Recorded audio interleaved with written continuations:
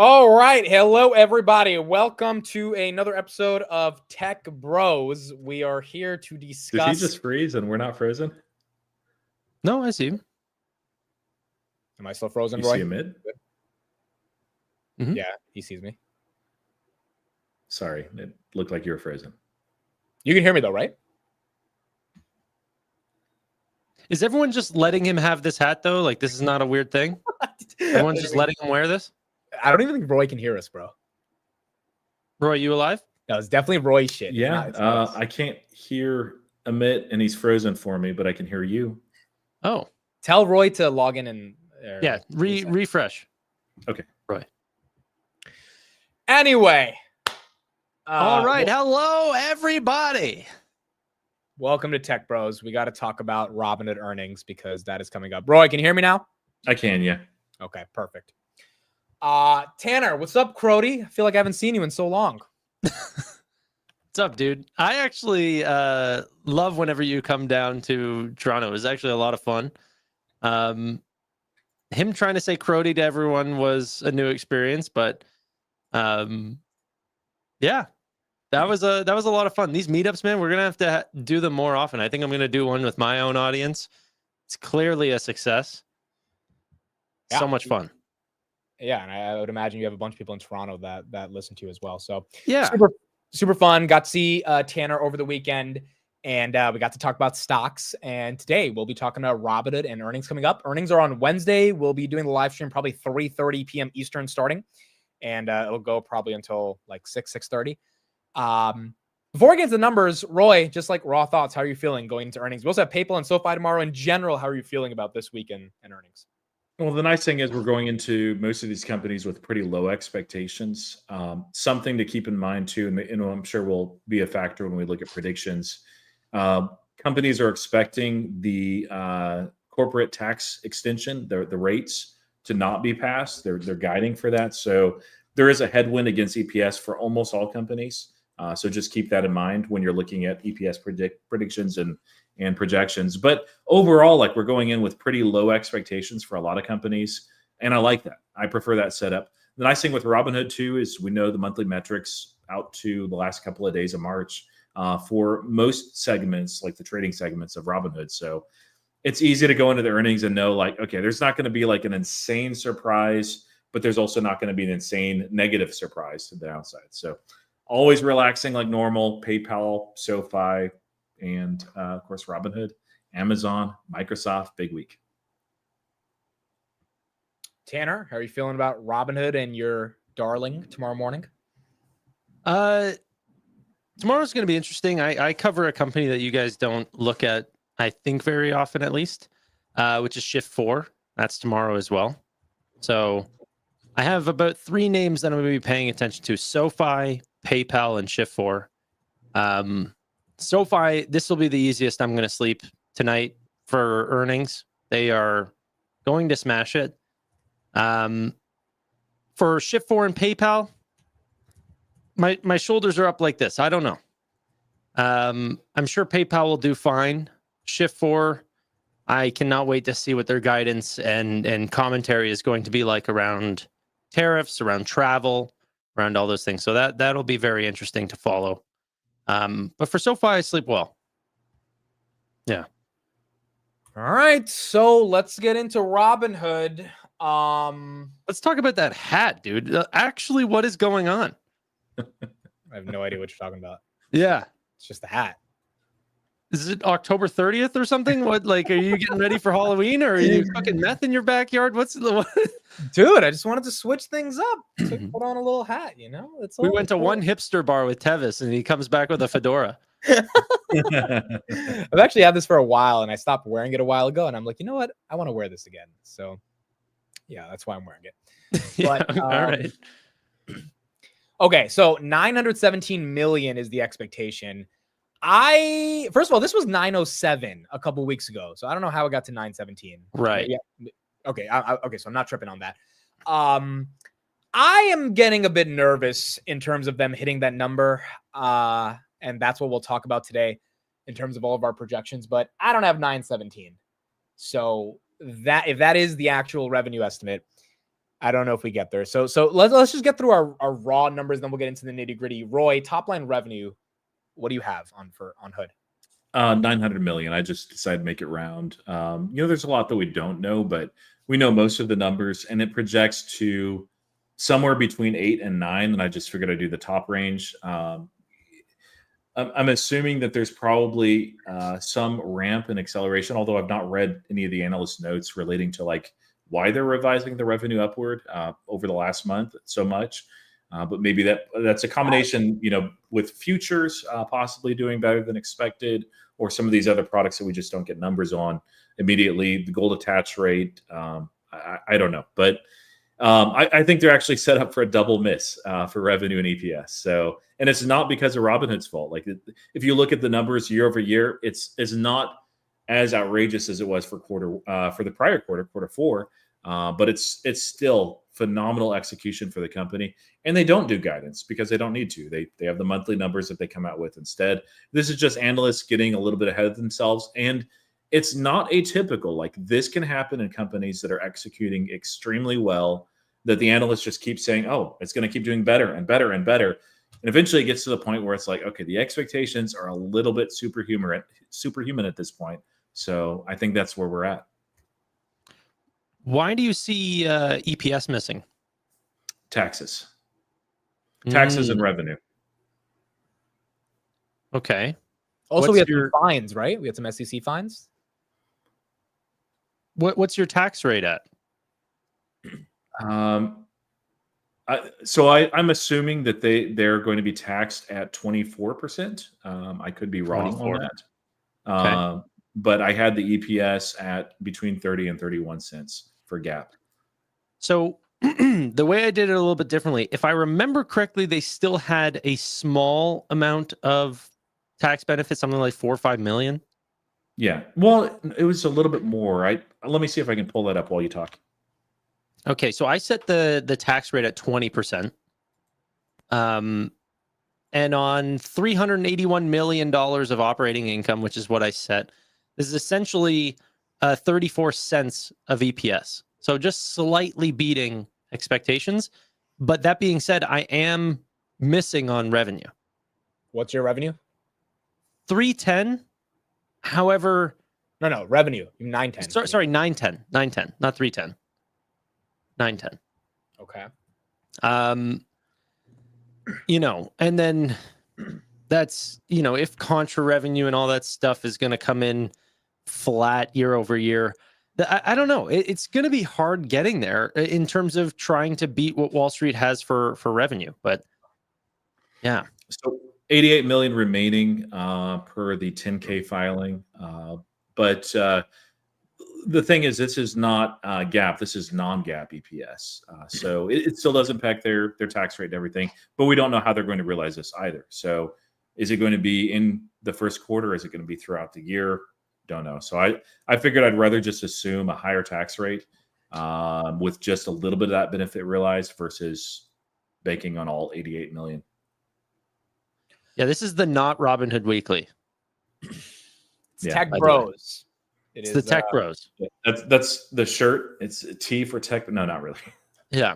Tech Bros. Okay, so let's debate this revenue thing, because how do you even get 910? Like, can you break down each segment and I'll give you my number versus your number? Yeah, so on a net basis, I see transaction-based revenue at 583. Well, okay, so we got to talk about that. I've got 543. I've got 540. Where the hell did you get 583 from? Let's go through. Options, 236. What? How are you getting 236? It's 224. Where are you getting 236 from? Options contracts traded, 501.4 Where the million. hell are you getting 500? Did I know my numbers? You want to throw these up, Tanner? I'm sure you're looking at spreadsheets. No. This guy hates everything. January is 167. Yeah. Freaking February is 166. And then they told us March is freaking 145, right? Well, so I'm using different numbers than you. 147. So I use 169 for options on March. Okay, so they told us it was 147. Missing days outstanding. But there was only 2 days outstanding. 3 days outstanding. Okay, that makes with sense. an average daily revenue of 8 million per day. Okay, that actually that's good information. I didn't see that. Okay, so you wait, but you assumed we would just have those 3 days be normal for options. Yes. Yeah. Okay, that makes more sense. So obviously we know January and February here. And then for March, it was the 1st to the 26th. And so assuming I just put equities at 127, so that's probably where we differentiate a little bit here. Is I've got higher numbers on crypto, and crypto is going to be the one that's most off because I took the average for March, even though I think even later March was worse than the rest of March. Regardless, these were the numbers that I was actually using. 127 billion equities, 169 million of options contracts traded, and crypto nearly 12 billion, 11.92. Okay, that's so just for March, though. That's 1/3 of the calculation. The other ones we should have the same, January and February. Yeah, if I adjust those 3 days, I'm pretty much getting to 900 million. But I didn't take off contra revenue, so if I take that off, I think I get to like 870. Did you take off contra revenue yet or no? If the answer is no, then we're both at basically 860. Yeah. Which means they're going to miss by 40 million on But so I was also extremely conservative on the other parts of their business. So instead of adjusting those, I just didn't. And this essentially accounts for 30 to 40 million. You mean the margin interest, the lending, all that stuff? Yeah. Well, futures, instant withdrawal, all the other revenue segments. So that's where I think that they're going to come in much higher so that I could have just adjusted for contra revenue and then done that, but instead I just, kept it all flat.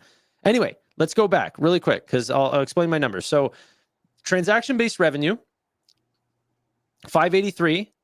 Net interest margin, I took the assets under custody percentage, which came in at 0.15. Rates didn't change. I've got no reason to believe it's going to come down. I actually improved it to 0.16 because higher gold subscriber rates and potentially higher cross-sell on other products like, potentially higher margin or something like this per customer. So I just brought it up to 0.16. That brought us to 326 million. Hey, what's up, buddy? Whoa. Brody's from Toronto. Yeah. Hey.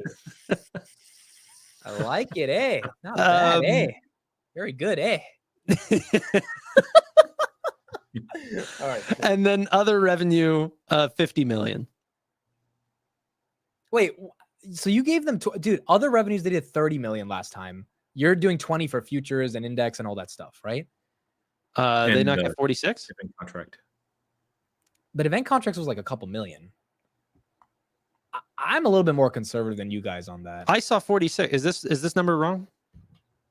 No. Others was 46 for you? No, others means is in quarter four. Oh, in quarter four, 46. Yeah. Transactions is 31. Okay, so you kept that at 50. That's reasonable. That's actually normal.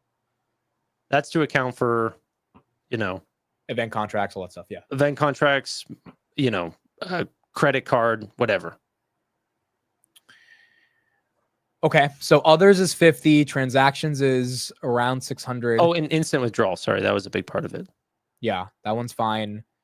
And then net interest, you left the same across most of the categories. Increased the yeah. I actually think this will be higher than last quarter, but yeah. Okay, so then if you would, so we all have them missing basically by about 15 million. If the expectation is 917, we have them missing from at least 7 to 10 million, which isn't a horrible miss. Yeah, no, it's a miss for me too. Double miss on both EPS and revenue. But as far as like segments and stuff, I didn't go in and do the nerd thing. My time is I work for a living, guys. So I took the existing numbers, I multiplied by what was missing as far as number of days. I added a little bit of ramp for other revenue. And for contra, I actually think that's not going to ramp as much as it had been previously. They mentioned that in quarter three going into quarter four earnings. Quarter four was a big ramp. There will be some in quarter one, but I don't think it'll be quite as much. But yeah, I maybe we'll be surprised, but I'm pretty sure it's going to be a double miss. The question is, do you think that Robinhood will tank based on that? No. Here's the thing. What's so funny is I don't actually get how Wall Street, like, I feel like I need to reach out to someone to sort of get their numbers because these estimates are insane, bro. Every time. Yeah, but this is the same as what happened in Q3, I think. They missed and Robinhood was like, "No, we killed it. Wall Street got this wrong. We did nothing wrong. We told you guys what we were going to do." Especially now, like even back then they weren't disclosing March numbers. So then they started to in the last 2 quarters and you're still going to be off?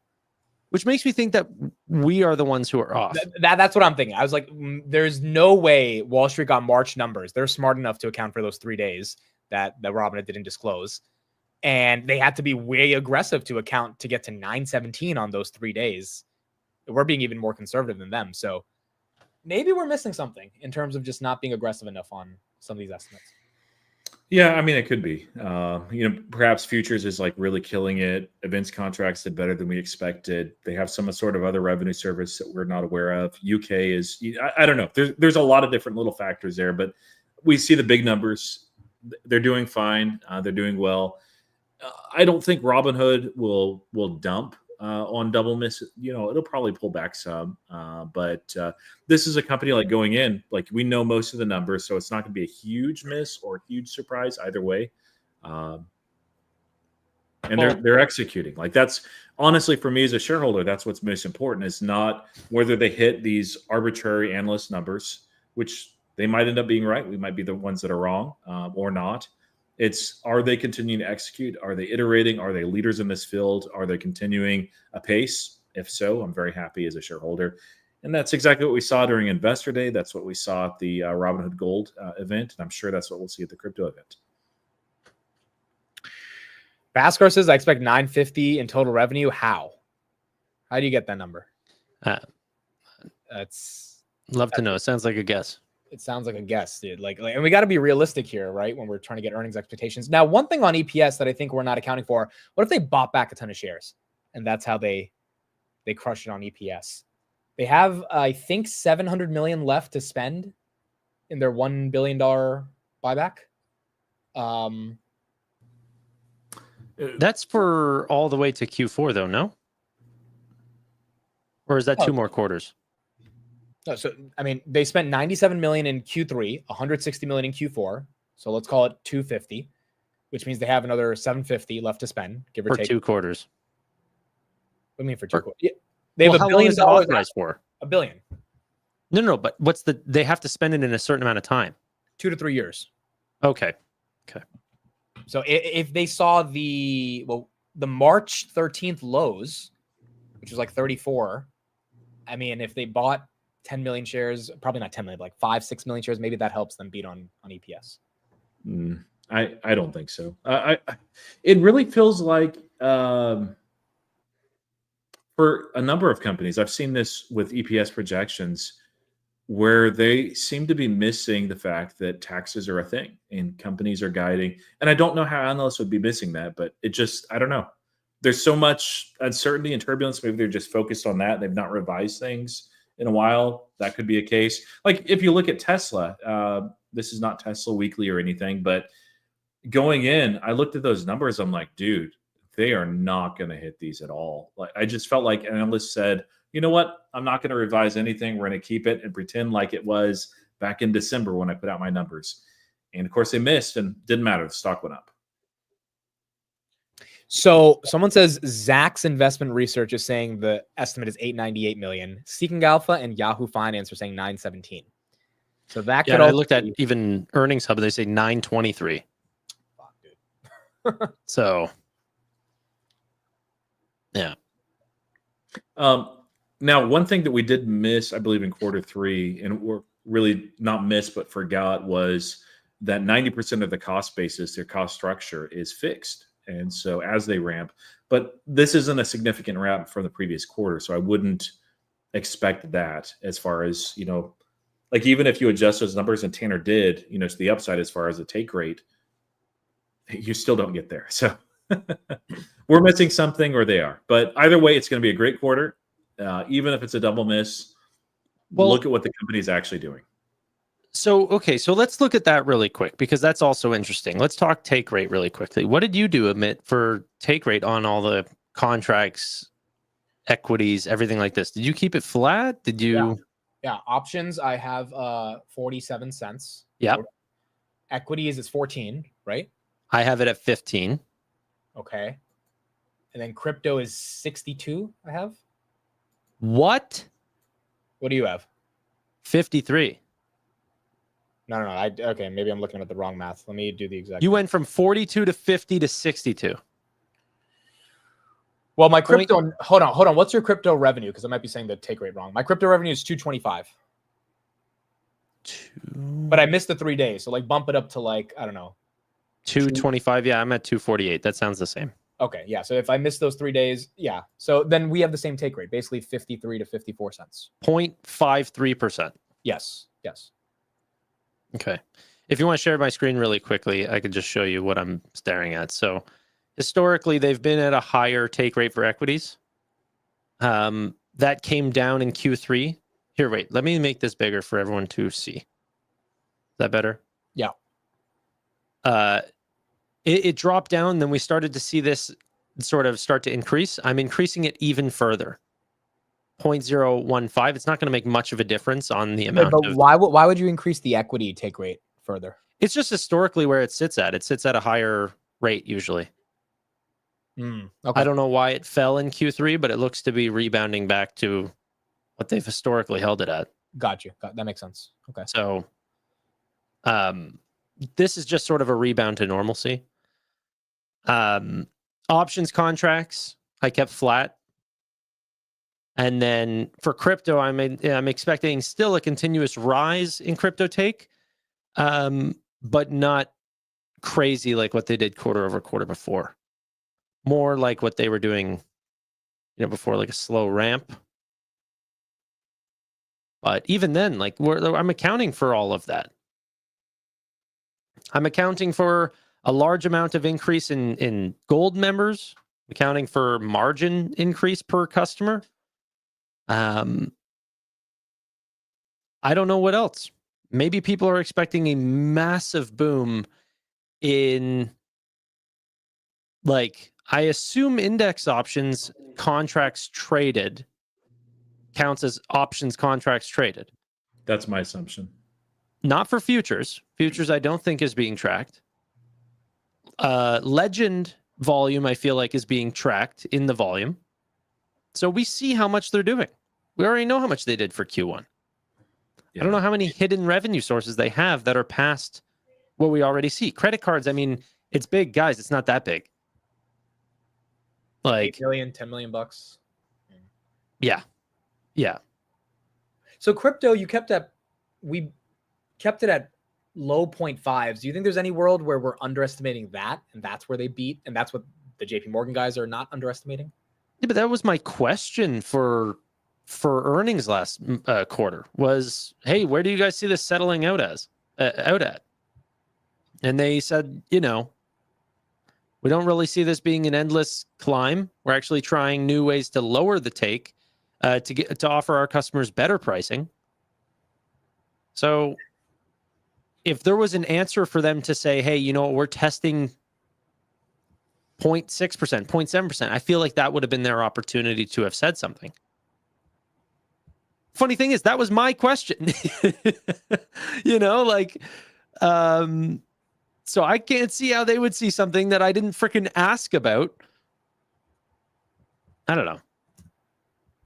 They don't have any Bitcoin on their balance sheet, so that's not going to change for them either. Yeah, they don't do that. They do have, like, if you look at their structure as far as payments, because they can't really do payment for order flow in the UK. They do charge higher for most of their products, but I mean, until the ISAs and the SIPs, have launched, you'll see some ramp there, but it's not going to be significant to the point where it's like, oh, here's an extra $30 million. It's too early. How many customers are there? 100,000, right? Yeah. 100,000 international customers. It's nothing. It's a drop in the bucket. They're going to add 900,000 this quarter. What did you get for overall customers in Q1? I have 550. Did you track that? Well, what are you saying? Like how many net new funded accounts? Well, actually, probably about 550. So I believe that 900,000 new customers have come onto the platform, and roughly about 200 to 300,000 churn off the platform every quarter. Okay. So probably right around where you have it. Okay. And I'm not just guessing that. I actually got that from their Sensor Tower download data. I showed you that. Yeah, Tanner and I were getting a foot massage at the same time. It's true.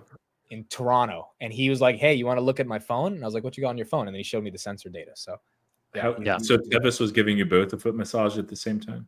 No, it wasn't Tevis. It was a Chinese lady. It was very good with the feet. But anyway, by the way, we're talking Robinhood. We're not done with that yet. But I just saw your post on Himsummit. We need to talk about that, dude. People, I'm getting so many notifications. It's not even that serious. I like you just did that, and I'm like, dude, you're like, what in the world? You're in Hims now, baby. All right. Okay, I don't think it's that serious. So I have this friend named Nate. Nate, if you're watching this, he's been like begging me for years to buy Hims, and I actually looked at the numbers today. I was like, you know what? Fuck it. I think it's kind of cheap. So I bought 100 shares. So yes, breaking news. I bought 100 shares. I don't really care that much about Hims, but he's been like dying for me to buy it. So yeah. Where did you put this? I don't see this. I just responded to Garcia because Garcia bought 200 shares. So I responded to him that I bought 100 shares. Yeah. Garcia has floated it before as a trade, but we'll see if he'll stay in. The chat's going to go crazy tomorrow.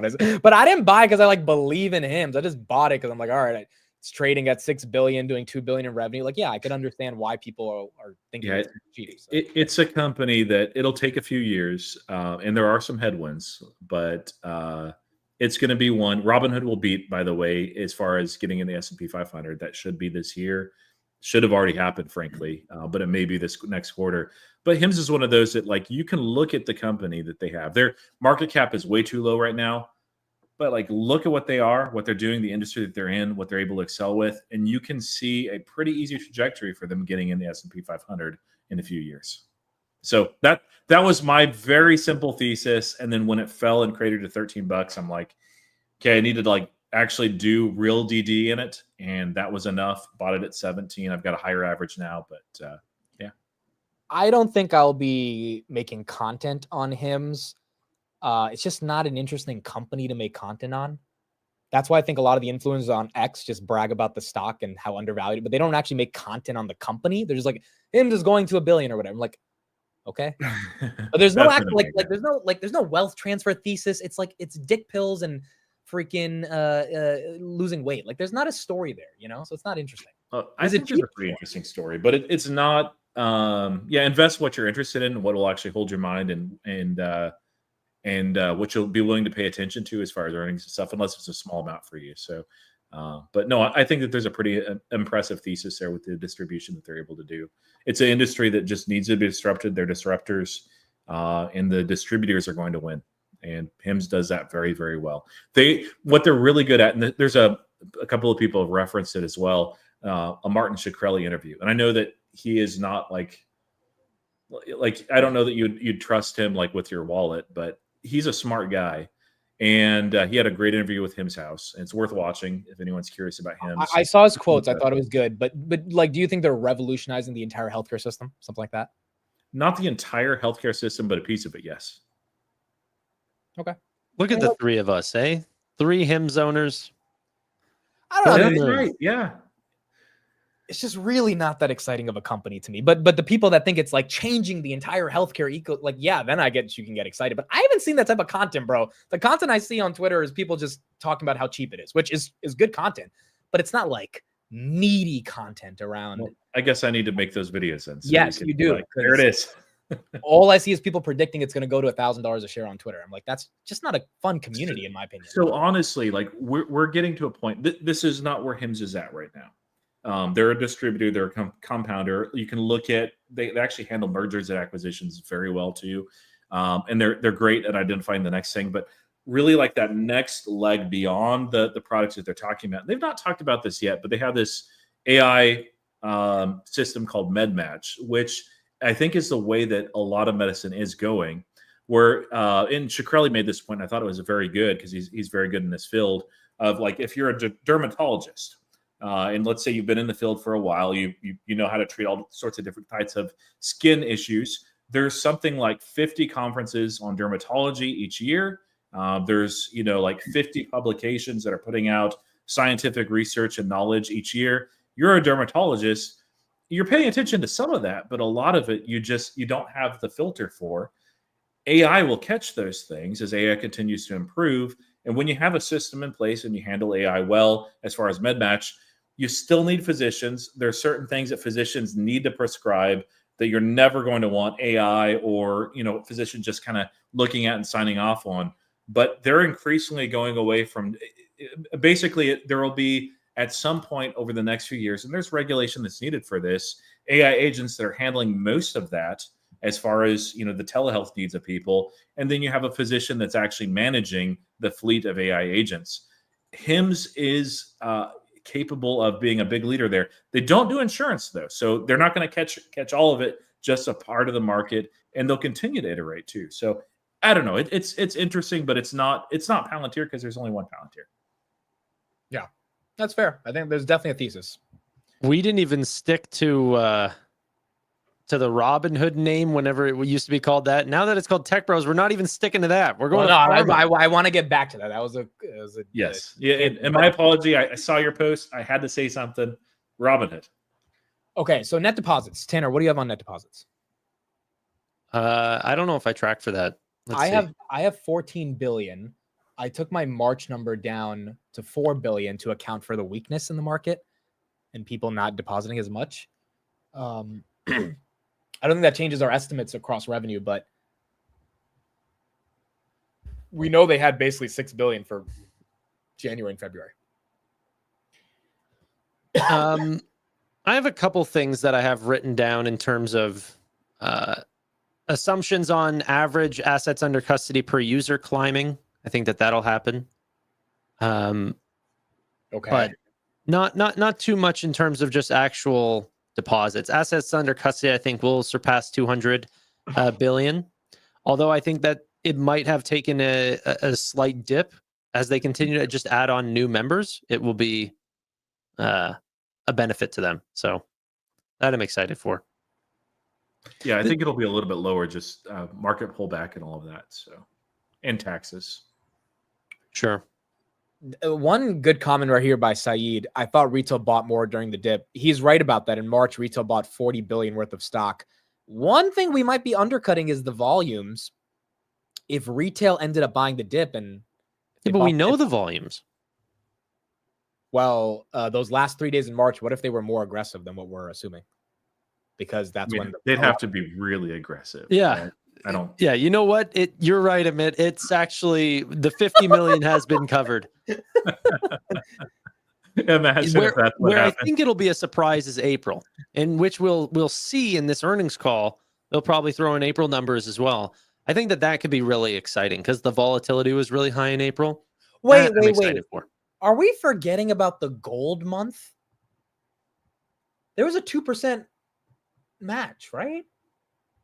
Mm-hmm. That was in March. Like my net deposit number is 4 billion for March. That might be like, what if that's like 6 billion? If they brought over a crap ton of assets from Schwab. Yeah, on that, I don't count that as any real revenue because I know the cost of acquisition is going to be amortized, but they ultimately, like, how long would it be on the platform? Not long enough to generate real revenue. So it's no, but it would definitely give them cash sweep interest revenue.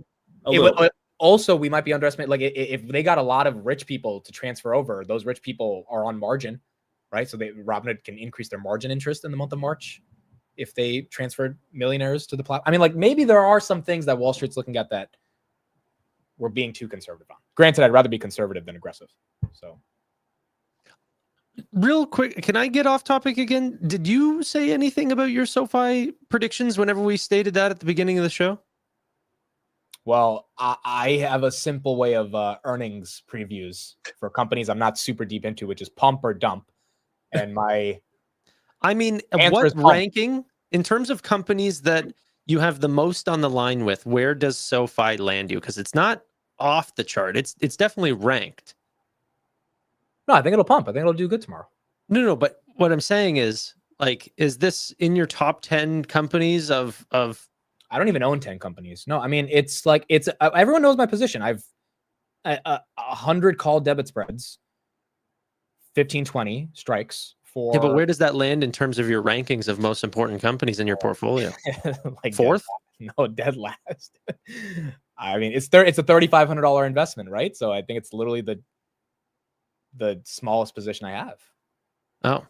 No, Hims. I just bought 100 shares today at $28.90, so it's technically second to last. Well, there you go. So what do you think is going to happen on earnings? Okay, so are we done with we can transition? Are we done with Robinhood? Is this sucker going to 20? I don't have anything else on Robinhood earnings numbers, so we can transition. We'll get back to some other updates on Robinhood later. I think gold will be over 3.25 million. Yeah. I'm so excited to watch that continue to climb. Yeah, it's going to be a good attach rate. Yeah. And that's super exciting.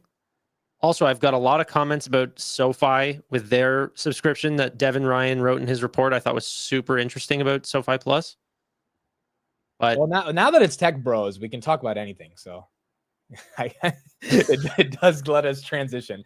Look, in terms of SoFi, I think it'll pump. I said this in the morning. I think if Noto used the loan platform as the new thesis, if the tech platform doesn't grow, which I don't expect it to grow, then I think that's a pivot that if he can successfully communicate, the market can get on board with. Even if he doesn't successfully communicate, if it's just like a good quarter for the loan platform, which you guys are telling me it will be, and we saw the public deals with Blue Owl, etc., then I think that should work. And then two, there was this one update before we went live on their crypto jobs posting where they again said 11 million plus members.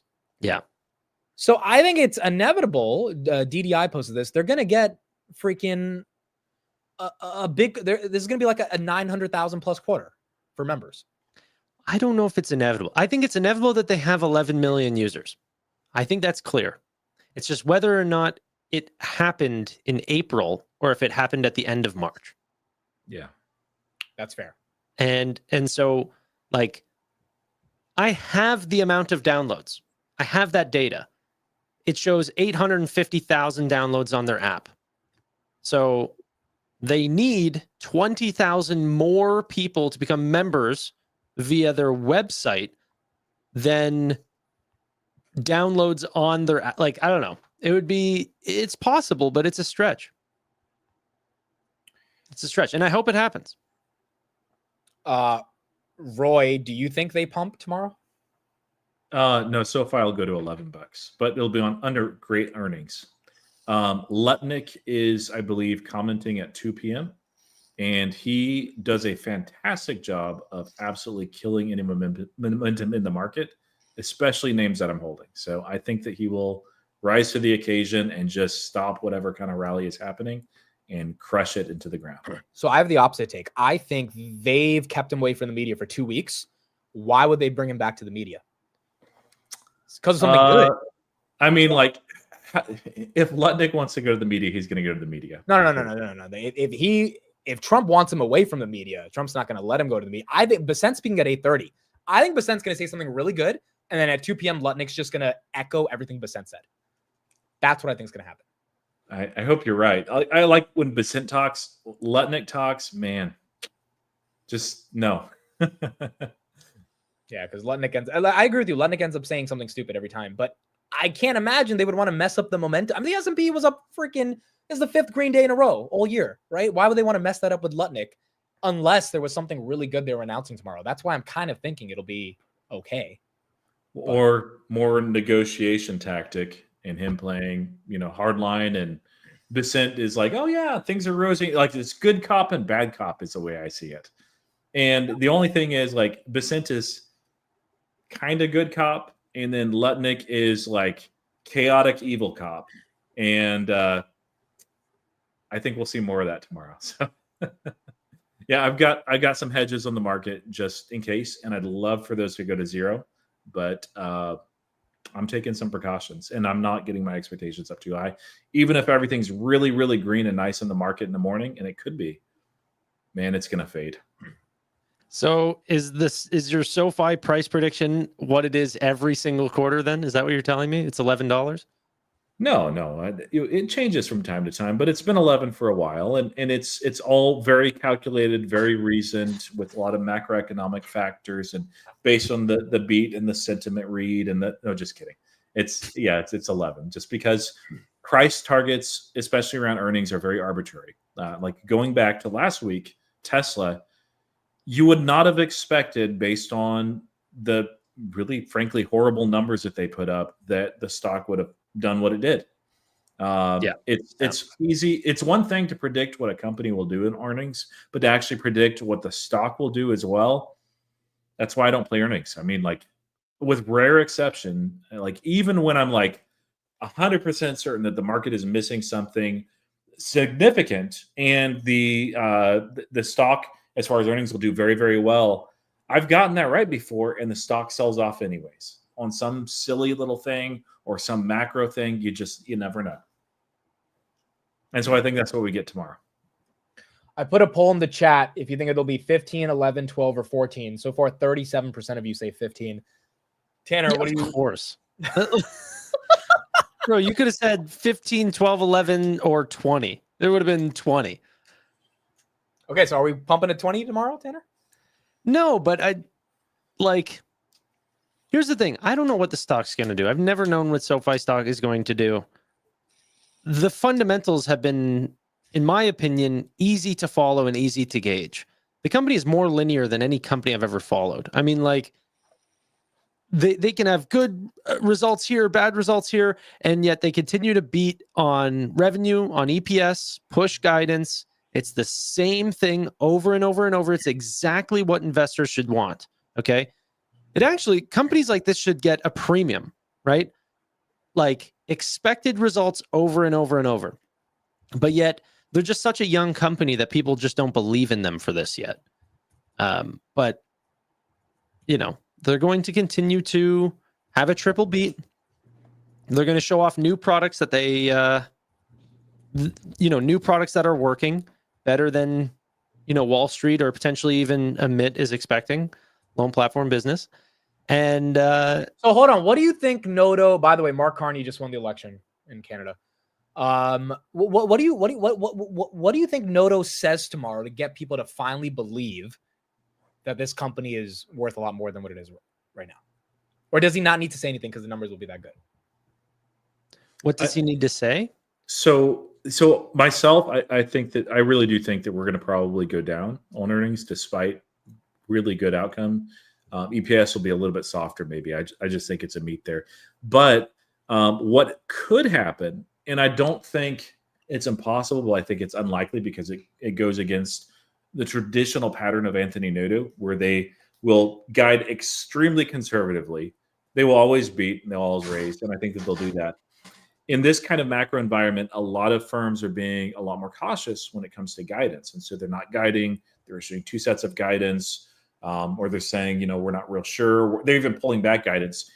Robinhood doesn't do guidance, so they're fine. But SoFi has an opportunity here because first order effects from any tariff uncertainty do not hit SoFi at all. It doesn't. And with the loan platform, and also prior conservative guidance, there is a lot of upside to those analyst expectations in quarter two. So he can have the opportunity to stand out in a crowd of uncertain folks that are guiding very conservatively or not at all, and just say, you know what, we're not just doing a beat and a raise. We're doing a beat and a huge, huge raise just because we can see the acceleration that's happening. That would get the stock market excited. I think it would get its attention, and it could pump to the point where Tevis's covered calls on SoFi get blown up at $18. Likelihood of that is probably like 2 or 3%, just because it's not the typical pattern and character of Anthony Noto. He's very conservative when it comes to guidance. But that's the one thing that I think could get the market excited for this earnings in particular. Yeah. Tanner, we're going to 20 by January 2026, though, right? I mean, I cannot Obviously, fathom not hitting that.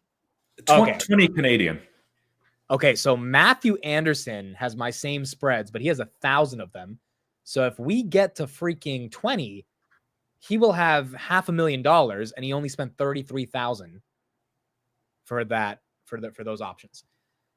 So if we go to 20, Matthew Anderson is going to be very happy. Yeah. I mean, in my opinion, this is a company that continues to grow, continues to go more fee-based than net interest-based, so, which commands a higher premium. They have operating leverage at scale, meaning for every new dollar that comes in, more of it falls to the bottom line than has in previous quarters. More profitable. I think that their expectations for revenue and EPS growth are both undershooting for 2025. I can't see how the market doesn't reward that. You know, barring a terrible macro environment. All right. Let's get back to a little bit of I'm wrong. I mean, I don't know. So find out tomorrow. Nitin Gurieni reminded me of this. Do you think that this is what we're missing? That this was finalized as far as the acquisition February 26th? They do have $40 billion in assets under administration in this case. I know that some of what TradePMR is focused on is the strategies, which they won't see revenue on, for 6 months realistically. But does this explain what the analysts are seeing and we're not? So this is very weird to me because the AUC update we got in February, if it included that, do you think it included that 40 billion? I don't think so. But why wouldn't it then? When did we get I guess.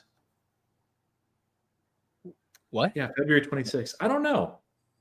Yeah, February, the monthly metrics, they said AUC was 187 billion. I agree with you. I don't think we've added that 40 billion. But if we've added it, then it doesn't matter.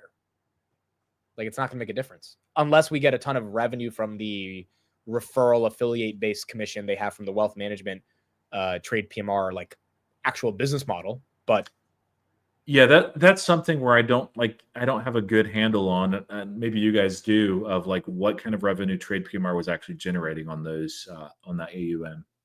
Like, it wasn't nothing, and it's only 1 month. I don't think it's enough to make up this difference, but it's one of those accretive things for Robinhood that, especially going forward, that we'll have to take into account. So hopefully they'll break that down. What was the acquisition cost? Do we know? 300 million. Yeah, roundabout. So Tanner, if they make they're going to make revenue from TradePMR. I'm assuming they're going to just take their revenue and attach it to their quarterly earnings, right? In some way, have to. They're going to have to, right? So, what would that be under? Other, you think? Well, I guess it depends. I think, it could be under other. It wouldn't necessarily be interest revenue. You're charging fee for service. So like an MER, a management expense ratio, wouldn't be interest revenue. It wouldn't be a transaction-based revenue. It'd be other revenue. It's a subscription revenue, essentially. Maybe that's what we're under. Maybe what if other revenue is like 70 million? And it still doesn't make. I mean, okay, it's okay. So one, it's February 26th. So this is not full quarter anyway. This is a third of a quarter that we're seeing that could potentially be added. What's the multiple on a company that you've just purchased the full company and its talent for? So, like, what's the price to sales on this business? Meaning, trying to understand how much revenue that they're bringing on. So I found one website that says TradePMR does 30 million of revenue a year, which means if Robinhood paid 300 million, that's 10 times revenue. Does that make sense? On 40 billion of assets under management? It doesn't make sense with this either. Like, I know that there's going to be a cost anyway in the transition, but record an 85 million of TradePMR related costs, and it breaks it down. Some is SBC, some is OpEx. And yet they expect the acquisition to be immediately accretive as far as adjusted EBITDA. And I know part of that's the SBC aspect, but you probably are right that this is also what Wall Street is taking into account. Yeah. Because there will be, if it's immediately accretive, there will be something in Q1. Now that is exciting. I'm stoked to see that. Hopefully that's in the report too, that they show that they were at 200 billion, then now they're at 240. Yeah, that could be cool. But like not $20 million worth. This is a single quarter. Yeah, I don't know. That'd be really hard. That would be like assuming they're doing like 200. Yeah, like I don't know. I don't know. Yeah, I feel like, the realistic scenarios, there's probably some little things like this, and this is a big thing like long term, but for this quarter, it's pretty small, that we're missing or overlooking or not counting in. And we're being conservative with some of the numbers, but I think it's also analysts are just a little too excited right now. So it happens. I'm going through my head. Like I remember these dealers, they used to take like half a point. Like the advisor would take a half point, and then these dealers would take a half point.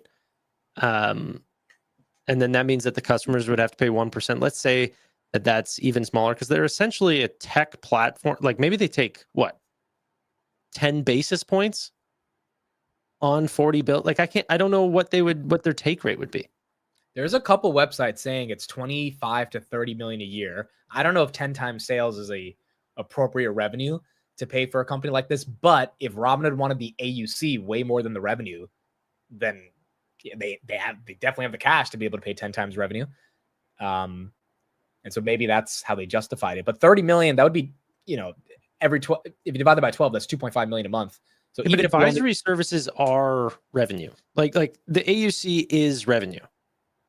Yes. Like, you know what I mean? That goes up if they double their assets, they double in revenue. That's how it works. Like, no, but the AUC doesn't fall under the cash sweep or the same net interest percentage you have. I know you do it as a percentage of AUC because that AUC is not on Robinhood. I mean, it's on Robinhood. Right, it's not on, right. Right. They'd be making a percentage of that assets under custody as an expense ratio. Like right. Meaning that the customers that are being managed on that platform just have to pay a certain amount to that constantly every quarter. So this is the most in the dark I felt before Robinhood earnings. Like last quarter, we all knew it was going to be a blowout quarter. This one should be a good quarter. We just don't know if it's going to beat these damn estimates. That's the thing. Yeah. Saeed says, give him a call. Dude, Steve said the same. Steve's like, go call Vlad. I was like, I do not have he's referring to Jacob, I think. He said Joshua. Joshua has How revenue. does Josh have 950, bro? Where is Josh? I think he double counts the revenue from the events contracts. He does. He also counted like super high for futures contracts. He has it on a thing. He has like the I forget what you call it, like the flow charts. He has a flow chart for their earnings, but I thought it was quite bullish. Hold on. Okay, well, technically this was an April 2nd prediction he made. So maybe he's updated since then, but he posted this today. 7.7 average user balance, 1.5 million. Where's he getting 1.5 million? That should be 11.5. I think he made a typo there. 2.6. This all looks messed up. Why is it 2.6K gold? That should be like 3.5 million. 16 billion net deposits. That's normal. 16.4. Okay, that should be 164. Okay, Josh, you have a little bit of some typos here. But his April 2nd one, he says 952 and EPS of 33 cents. Street had 926. Now Street is down to 917. He has trading at 619, interest at 303, other at 27, events at 2.5. Okay, so wait, what is he? He has other for 27.8, and then he has another other under trading for 46. Oh, that's crazy. So on others, he's assuming not just instant withdrawals, which was 31 million last time. He's assuming another 15 off futures and index options. And he's putting that in others, I think. Because he has the same options number as you, so I don't think he's counting that in options. He has futures in trading as well, 2.5. Tax is too small, too. Also, crypto. Tax Tanner, is far too small. You have 250 on crypto, right? Or 246? He has 278. For crypto, I have 248. Yeah, he's got an extra 30 million there. He's a bullish man. I hope he's right. No, he would have to assume the crypto take rate goes up, or those last 3 days in March were insane days, right? Like, otherwise, Josh, you've been spending too much time making graphics. You got to work on your numbers. Well, actually, you know what? I hope you're right. Actually, if we brought up 950 million in revenue, dude, yeah. And hold on, no, he's assuming $1 billion in revenue, because if he took away Contra, that's how you get to 950. If he didn't take Contra, then he gets to 910, which is more reasonable from these estimates. But yeah, for those that don't know Contra revenue, Robinhood pays money to bring all this money on their platform with all the percentage incentive matches, and we found out nice enough to take it away. Yeah, we found out in Q3 from an accounting perspective, they use Contra revenue, which is a way of offsetting the amount they bring in by just amortizing the spend that they're giving every quarter over the course of the life cycle of the time the assets stay on the platform. So we have to take off at least 40 million per quarter at this point from revenue. Genuinely though, guys, we are being nitpicky here. We're somewhere in the ballpark of 890 to, I guess, 950 of revenue. These are huge upgrades from just 2 quarters ago. Yeah. And although the volatility can be temporary, the customers that are coming on, especially for Robinhood Gold, for retirement, these guys are staying around. And whenever you start to add on new products like Robinhood Banking, those customers are not going to leave during volatility. You know? So I'm very excited for the new products that they're rolling out, the stickiness of their customers through Robinhood Gold. And by the way, I should state that SoFi Plus is also looking very good with their product there with subscription, not just to further get customers that don't want to do direct deposit, but also potentially get customers that want it for other reasons other than checking. You know, lending benefits, credit card, these sort of things. Yeah, this is the year-over-year comp, 682 million. They're going to crush that. No, Q1. Oh, I'm sorry. Yeah, 618. You're right.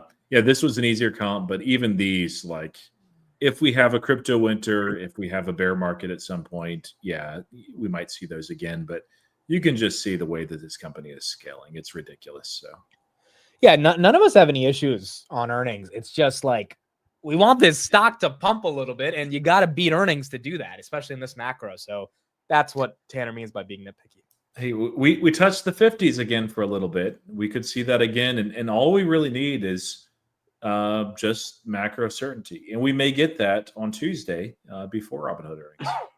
I don't think so, but I would love to be wrong. Is there any other Robinhood updates this week? I don't... Yes. Well, kind of. Other people had already seen it too, but NBA contracts and then NHL contracts as well for events contracts. Cool. Those were, you know, I didn't hear about the NHL contracts. Yeah, those weren't. NHL is popular among some, especially up in the north in the United States, but doesn't have quite the appeal as the others. But all these are just like little tiny things that are a little bit accretive.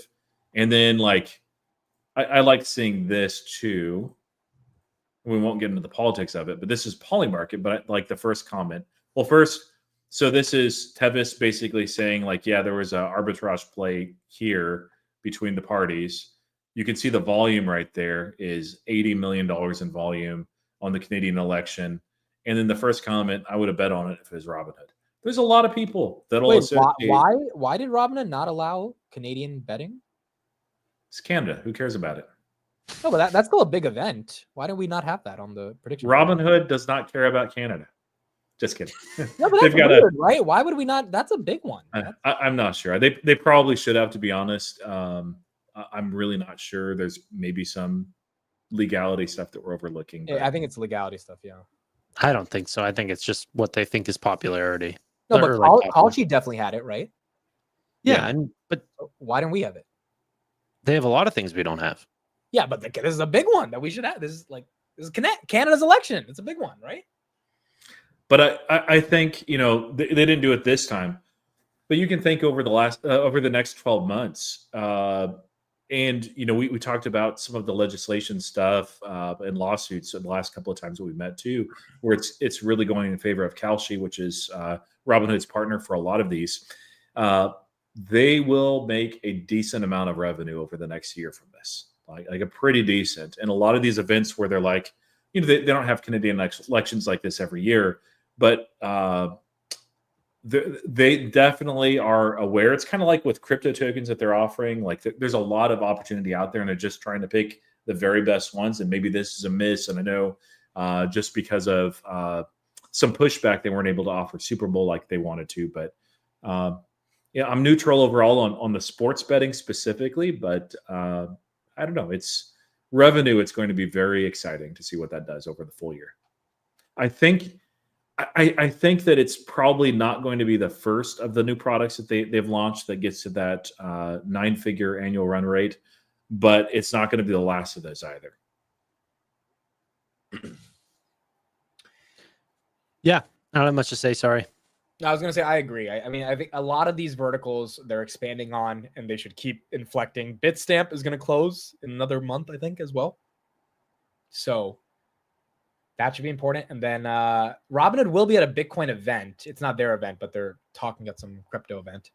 Vlad's going to be on a StockTwits interview on Friday.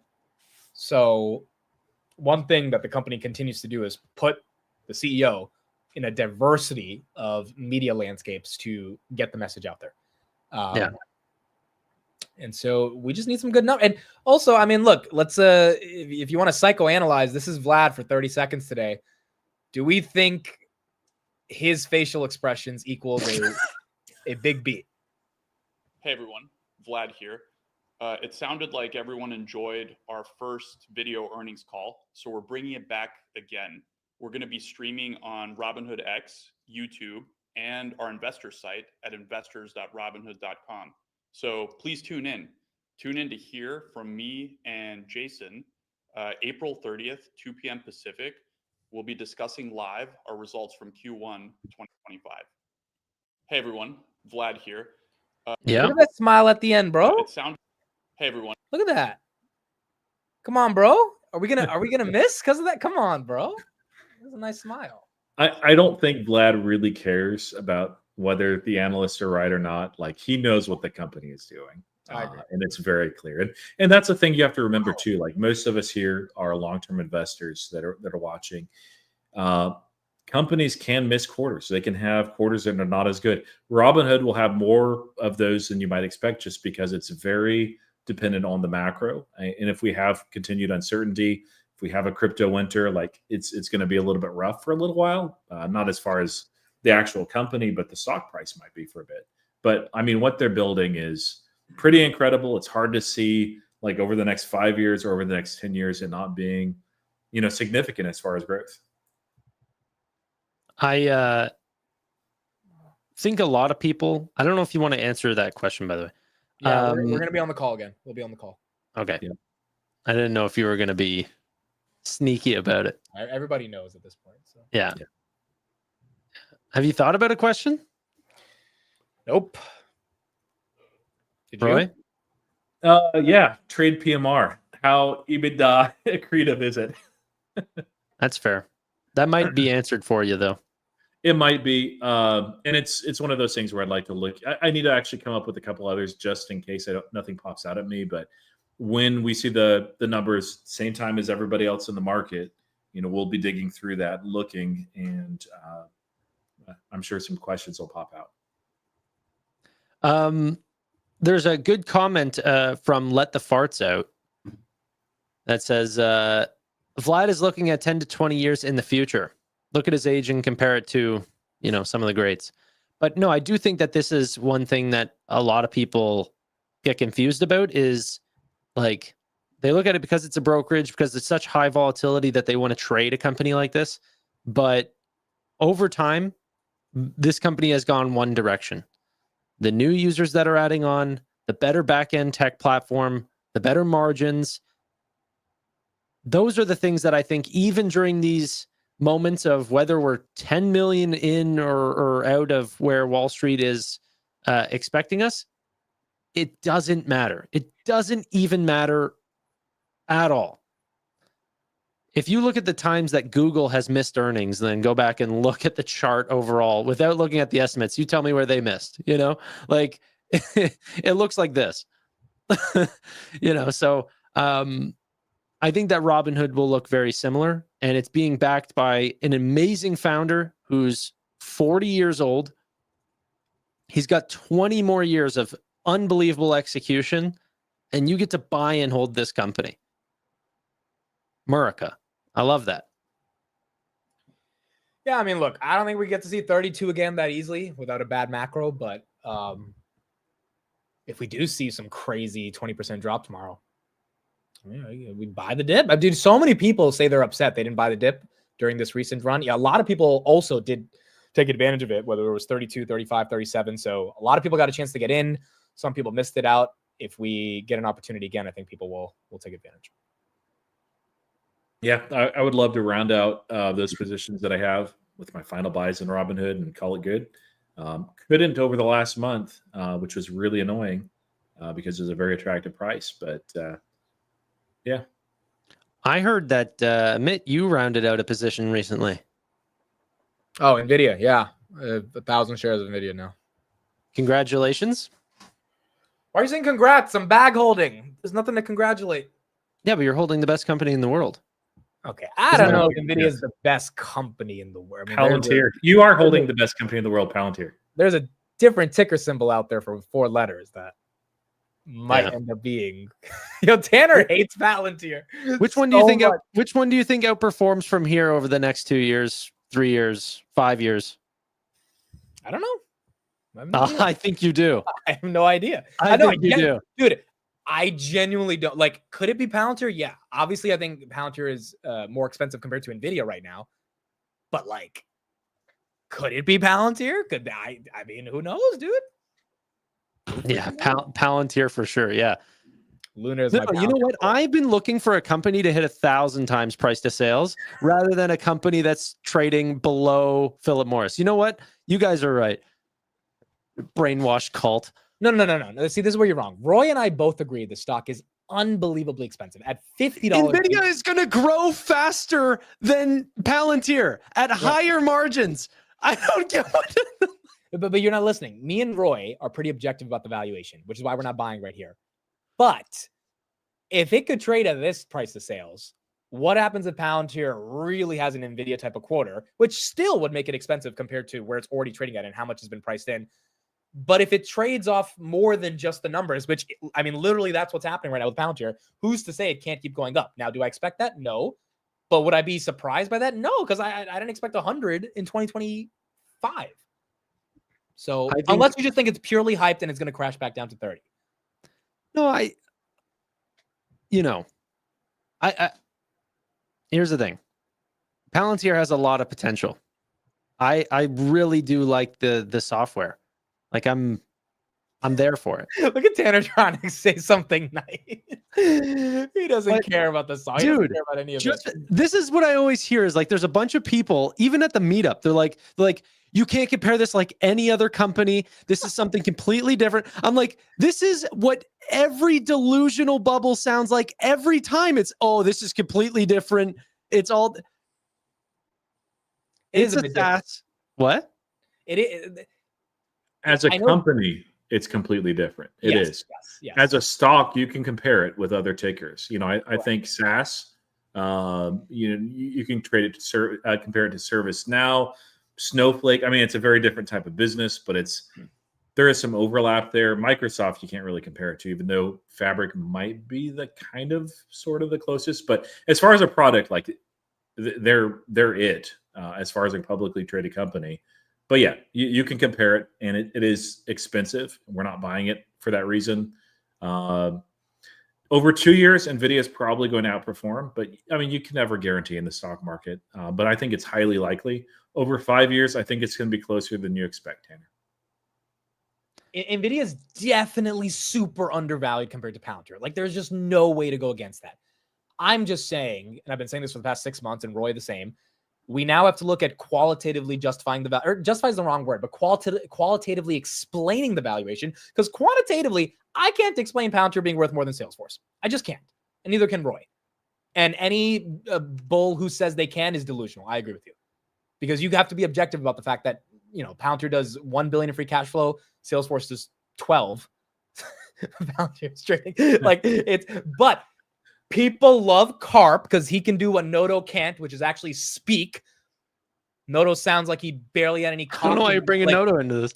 No, because but that my point is that's the, like, people want to hold Palantir. I mean, I met a lady who sold her house and bought Palantir at $7. She's not selling it, bro.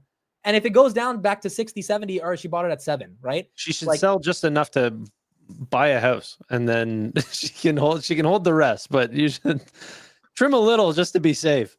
By the way, Amit, that Shakreli interview on Hims with Hims House, he talks about Palantir as well. Yeah, so he's bullish. Yeah. Look, my point is just people hold Palantir for a lot of reasons outside of the numbers, and I think the hedge funds missed it, and they're so mad or the money managers, they're so mad they missed it, that because I don't think we moved Palantir 50 billion in market cap and 74% from the lows of April. Retail does not have the money, I think, in one stock to pump it that high. For Tesla, yes, because there's so many Tesla investors. For Palantir, I still think it's relatively small in terms of the mind share, even if it's growing a lot. So I think a lot of big money bought back in. And if they bought back in, they're going to try to keep it elevated. And if Palantir can even kind of get to 40% growth, which is what I think they can do by the end of the year, that could keep the stock elevated. And I hope that they do continue to grow. Like I do actually think that the business is going to be fine. Like I'm not calling for Palantir to 0. I'm just calling for, you know, Palantir to 50. Let's be reasonable. Yeah, no, it could go back to, like, I actually, if it had fallen to 55 on the previous earnings cycle, which it could have, I would have been slowly, but not quickly, slowly buying Palantir there. I'd still be buying more NVIDIA, Bitcoin as well, but I'd be adding to Palantir for the first time. And that's still an expensive valuation per the multiples, but it's not, I think, in the direction that they have. And they have, like, so I don't know if you know Tim Sweeney at all, Amit. Yeah, I've talked to him. Yeah. He bought Palantir a couple of weeks ago because he's like, the moat is ridiculously deep. I need in this company. Bought it, I think, in the high 70s or 80s. So far, it's doing well for him. But I mean, people recognize now, unlike when Palantir was 6 and it was treated as a scam company, that a black box that doesn't do anything real. They're like, okay, this company has incredible value. There's no company like this in the world. They're so far ahead. Others will not catch up. There still is a price where it's too expensive, and I think we're past that. But people actually see the worth of this company now. So if the entire macro falls apart and everything falls like 80%, whatever, but in a scenario where the Tanners of the world see Palantir at 50, which is not impossible at all, that's going to get bought up, I think, because people see the quality of the company and they want to hold this kind of company too. I think so too. I think even last earnings, I was like, oh my God, this is great earnings. Like, hopefully the company does what it should, and it should stagnate and let the earnings catch up to the valuation. And then it went from like 75 to 120. I was like, this market is ridiculous. But this might be the reason why. So this clip is bullish for NVIDIA, but I also think it's the reason that a company like Palantir that is actually growing their AI business dramatically is getting a multiple. So this is former Google CEO. Honestly believe that the AI revolution is underhyped. And here's why. The arrival of this new intelligence will profoundly change our country and the world in ways we cannot fully understand. And none of us, including myself and frankly, anyone in this room, is prepared for the implications of this. What's happening at the moment in our industry is that we're very, very quickly, for example, developing AI programmers. And these AI programmers will replace traditional software programmers. We're building in the next year AI mathematicians that are as good as the top level graduate students in math. This is happening very quickly. You can look at this in a number of the products. Today, you think of AI as ChatGPT, but what it really is a reasoning and planning system that we've never seen before. The implication of this is profound. In terms of the way the algorithms work, they're going to need a lot more computation than we've ever had. They're going to need a lot more energy, and I'll talk about that. So obviously that's bullish NVIDIA, but if Palantir is the software play in this crazy new revolution, yes, valuation is still up there, but maybe that's why the street's pulling forward that growth and buying at these levels. Yeah, but That would be across the whole market, no? No, like- because then you get to the qualitative stuff about Carp and the story and the narrative, right? Like Yeah, that's but what those you're all go across Jensen Huang and everything else. Look, So- I don't know what's wrong with Nvidia stock. That you're the expert on that. You've got to tell me that. But I can tell you why. I can agree with you that Nvidia is undervalued dramatically. But what's wrong with the stock? I'm okay with an overarching super bullish market for artificial intelligence. I've been saying exactly what that guy is saying. Like, we are going to think about the amount of capital that will flow into stocks whenever people realize that artificial intelligence is replacing human capital. Like, it is so much more drastic than anyone's giving it credit for. You know, forget thinking, Nvidia is going up by 54% next year, and then the next year after that's 20, and then the next year after that's 15. No, how about a reacceleration back, like holding high double digits continuously for the next 5 years? Like, anyway, I just don't see how it happens to just Palantir and not to the entire sector. Well, Palantir's got to outgrow some of the these like a lot. It's not outgrowing Nvidia. I'm not talking about Nvidia. You're talking about SaaS. I am talking about Nvidia. Well, I agree with you. Nvidia will grow more than Palantir, 100%. Like, yeah, Nvidia's already growing more than Palantir, and they probably will continue to. So By like a large margin. So part of the issue with the stock for Nvidia versus the stock for Palantir, just the stocks, not the companies, is the tariff impact. Tariff impact is very real and very palpable for Nvidia. I mean, we saw that with the H20s, where they're getting hit by a 5.3 billion impact from the need to suddenly have licenses, which is just ridiculous. And I don't know what they're doing. It's dumb. And then you see at the same time, like Huawei is ramping up basically their competitor products. There's a lot of noise. Some of it's justified, some of it's not. And then for Palantir, they have said this many times. Alex Karp has said this many times as well. By the way, guys, if you're wondering like what happened to Robinhood Weekly, we can't use that anymore. So we will talk Robinhood on Tech Bros, I guess is the name we're working on it right now. If you missed it, it's in the front part, but we can talk other companies as well. So forget anyway, talk to the me. disruption What were you that's just saying happening. about that? I don't care about the Robinhood Weekly name. What were you just saying about what did Karp say? I want to know. That chaos is good, that they thrive during chaos. And we see this actually as well pointed out by the ServiceNow CEO. They reported, this is, if you throw this up, Amit, William McDermott, and he said, unlike past disruptions in the global market supply chain, AI agents now reconfigure businesses' rules in real time. Businesses reduce dependency on high tariff regions by reprioritizing tier 2 and tier 3 suppliers and so forth. But in essence, like he's like, goes through and they're experiencing a lot more demand because of the disruptions and because of what they're able to offer. It's the same thing for Palantir. Like there are no first order effects at all. In fact, there's first order tailwinds from the supply chain disruption. Also what's happening with Doge and at the government level, even despite Pentagon cuts and everything, there's a lot of tailwinds from this administration that are happening for Palantir, even tariffs, even though those suck and I wish that they went away. Unlike Nvidia. So that, just talking about the stock itself, I think the market perceives that correctly, that there are some pretty severe headwinds on Nvidia because of tariffs. And if the tariff noise gets resolved, Nvidia is going to go back up to 140 easy. Probably pretty quickly. And Palantir, it may even go down a little bit. I don't know. I just think the thing that I'm trying to rationalize is like, if you were to put the valuation on Nvidia that Palantir has, the stock would be in the thousands. But you know, like we're talking about 140. Palantir is in the thousands. And your audience is like, Tanner doesn't get it. It's like, I don't think you guys understand valuation. No, hold on. Like, hold on. Let me ask you a question, Mr. Toronto. I'm looking at a company. Hold on. Why have you not sold Tesla? Why have I not sold Tesla? Tesla trades at Tesla trades at a stupid multiple compared to car companies. Why have you not sold it and bought it? Compared to car companies, what about compared to Palantir companies? No, but forget Palantir for a second, or just tech, right? Like, yes, Palantir is more expensive. I get it, but Tesla's a mature company. They're not in the infancy of their growth like Palantir is. Why are you paying 150 times for earnings on Tesla? Or I why get are what you you're okay with saying. that is the better question, because you're okay with that. Yeah. Why not sell it and buy, if you like big cap tech, Google or Nvidia? No, I forget am buying even, those companies. no, I'm no, not. forget, I'm not buying Tesla right forget now. even Why not buying. No. sell? I get Right. what you're saying. Forget putting the money. It's a good point. Forget putting the money into Nvidia and Google. My point is It's a just good point.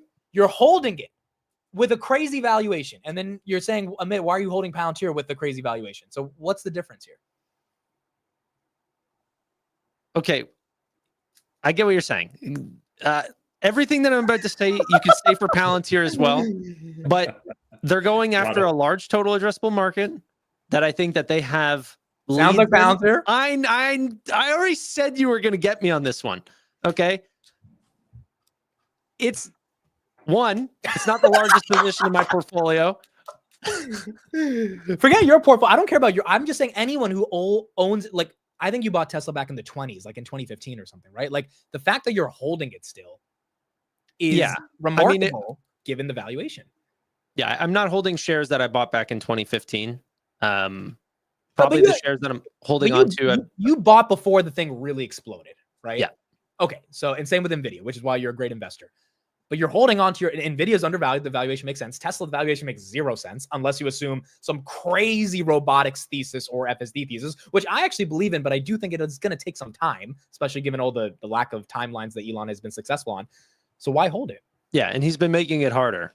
I do agree, but it's also like a little bit of this. It's a little bit different. So Tesla really had this amazing potential run up, and then Elon has affected that valuation by hurting the brand and making me hold that bag. And now it's not a bag, but it could be so much more than what it's potentially being valued at today. Palantir, I think there's just so much. I do agree. I agree. All right, you got me. I like Tesla. Okay, but I just can't see it. I just can't see it. And so that's more subjective than that. You can't see Palantir's growth story, but with Tesla, I agree. It's reasonable to see a growth story there and hold it. There's not many other ways to hold robotics companies in public markets. There's not many ways to hold self-driving vehicle markets. Yeah, but Tesla became a robotics company like 3 months ago, dude. No one was talking about Optimus for like when it 20x'd in 2020, and I remember seeing that thing happen. Yeah, but they were the leading car company, like in terms of. No, but even the growth back then did in no way, shape, or form justify the 20x it did in like 7 months. But people still held on to it, and a lot of people got rich, and they kept holding on to it. Right? So like, I mean, FSD was back then as well. FSD was shit back then. Yeah, I know, but that was the bull case. But what I'm saying is Tesla never put up the growth for the past 5 years since it went from whatever 40 to 4,000 or whatever it was to justify that valuation. And look at how that's been stagnant over the last over the last little bit. Do you not think that is what's going to learn from an old dog like me to tell you that what happened to me with Tesla is going to happen to Palantir? Oh, but here's the answer. Here's the answer. Roy and I bought this shit at 7. You bought Tesla at, let's just call it like $30 or whatever.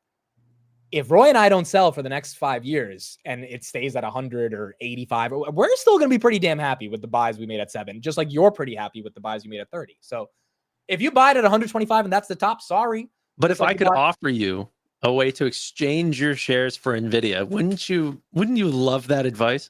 No. I don't think I'm ever selling Palantir, dude. I want to give these shares to my kids, bro. Like, if Palantir does something ridiculous, let's say they put up really good earnings, but we go to like $250 a share, like in 3 months, I'm gonna sell some more. Okay, if it gets that crazy, I'm gonna take some profit. I'll probably sell like 75% of my position, maybe a little bit more, because valuation does matter, and that's like looking at my target a couple of years ago for 10 years out for Palantir. Like at that point, it's like what I'm expecting another double in the next 7 years. That's not good enough. So yeah. Well, so that's actually a really good point. Like the reason, and to Tanner's argument, the reason people pay this crazy multiple for Tesla is they genuinely think it can go up 10, 20x from here. So from 1 trillion to like 20 trillion. I don't know if Palantir can 20x from here. And I think if I tried to make that argument just via SaaS revenues, like it would be really hard to meaningfully make that, because the TAM is just not as big as the robots and the FSD, et cetera. But do I think it could get to 1 trillion from here? Like, yeah. And I think we could also go down 40, 50% from here. Yes, because it's very expensive. But if you bought early, I think you hold. And that's why, Tanner, I think the argument of shifting it for NVIDIA, it would just be weird because it's a unicorn company. Why would I sell it to buy NVIDIA, even if NVIDIA is undervalued? Yeah, a double for me in 7 years is not worth it. I look for companies that are, if it's like a pretty sure double and higher chance of upside, then yes. But 7 years is too long for a double. You can do that in the S&P 500. Like I wouldn't invest in a company. I think on average, the S&P 500 doubles every 7 years, right? Is that? Yeah. I'm sorry, where did you get the 7-year thing though from? Are you saying NVIDIA is going to double in 7 years? So 3 years ago, my price target on Palantir was like 550. And so for 10 years out, if for instance, we get like halfway there and it's been essentially 3 years. So over the next 7 years, I'm like, okay, from there, I can see a double. At that point, it's like, okay, I should not be holding that much of it's very expensive right here. Like 250, unless they have some ridiculous earnings, like an NVIDIA type earnings, which they won't. It'll be good. Like we could even see 40%. I don't think so, but we could. But yeah, if I'm like looking at it and I'm saying, okay, realistically, I think this company can double its market cap in 7 years. That's when I need to take a lot more off the table and just maybe invest in the S&P 500. There's nothing wrong with that. Yeah. I've actually just rotated out of a lot of my S&P ETFs to buy more NVIDIA and Hood and companies like that. Yeah, I did take some gains on Palantir back in the 40s, so obviously early, but I hadn't taken any gains, and my average is in the 12s. So yeah. So 10x isn't too bad. It's not what I expected when I was buying it a couple of years ago. So I mean, hey guys, I might look at Tesla again. It's one of those stocks that you just hold forever, and then I just rarely look at the value. Like same with Shopify, I rarely reevaluate that company just because it's my baby. But yeah, I've not been super happy with that company, and I probably would like a larger percentage in NVIDIA because I do want to get that to 50% of my portfolio. I've been slowly adding just whenever I get new capital, but it doesn't really make much of a difference to my portfolio. But potentially Tesla might be on the chopping block, not fully, but partial trims to add to NVIDIA while it's down near the $100 range. But isn't it I think hard? this China news is a joke. Isn't it hard to sell Tesla just knowing their pure potential? Yeah. So that's why, right? It's hard to, even for NVIDIA. But that doesn't mean that it's the right move. Sure. I mean, it's easier to talk about someone else's portfolio, right? To make those non-emotional moves. I'm telling you I'm not selling Palantir for NVIDIA. I'm telling you what I'm doing because it's still emotional hard. reasons. Yeah. A couple of months ago, I sold Tesla. And I sold more on the way down too, in the 400s and in the 300s as well. Just saw things getting overheated, and I needed some money to round out another trade. But I thought I'd rebuy really quickly, and I'm like, you know what? I'm not. I've sat on my hands. I'm waiting. I still have, a number of shares, but that report was really abysmal for Tesla. There were some silver lining elements, but right now Tesla has shifted from just printing money and also have amazing long-term potential to printing a lot less money than most of us expected. There are some things beyond their control, and there are some things very much in their control that's impacting that. But it's mostly just, it's not a biotech, but it kind of trades like a biotech, where it's like amazing, ridiculous long-term potential. And in the short term, like they're just not making anything. They are. But man, there's some real damage that I think that's been done. Now you're just pulling up nonsense now, man. Yo, Tanner, when are you buying Hims, bro? I own Hims. He does. No, but how many shares? What is it? 4. 3 or 4? 4. Why don't you buy 100 with me? Roy bought them for me. Buy 100. I just bought 100, and then on earnings, let's either be bag holders or let's pump. I could do that. Let's do it, dude. Let's see. I mean, look, do we respect our friend in the top right-hand corner enough to follow him into his pick is the question. I don't know, man. I've seen him do some crazy stuff with his money. Like what? Like hold on to. I'm not gonna give that. Have I been wrong on it? No, not Nope. yet. Nope. So there you go. Yeah. Roy, what do you real quick? PayPal tomorrow. You think we pump or dump? I think it'll be flattish. This is a quarter that is not like the most important for PayPal. Really, this first half is not. They have a 5% headwind from Braintree. It's intentional in the margin, the switch in their style. There is a couple of things that I think that the market is kind of missing, so it should be a double beat pretty easily. EPS, I need to actually double check that just because of the tax rate. That's something that when I was preparing it, I don't know that I was accounting for that within the EPS. But no, I did. I remember I did. So it's just going to be a small beat on that. But for revenue, they increased some of the rates on some of their products because they're able to. One of those was buy now, pay later, but they had some others as well. And I don't think analysts factored that into the revenue and also the margin shift for Braintree and monetization of Venmo as well. So revenue beat should be pretty decent. But as far as guidance, I don't really know how they'll guide.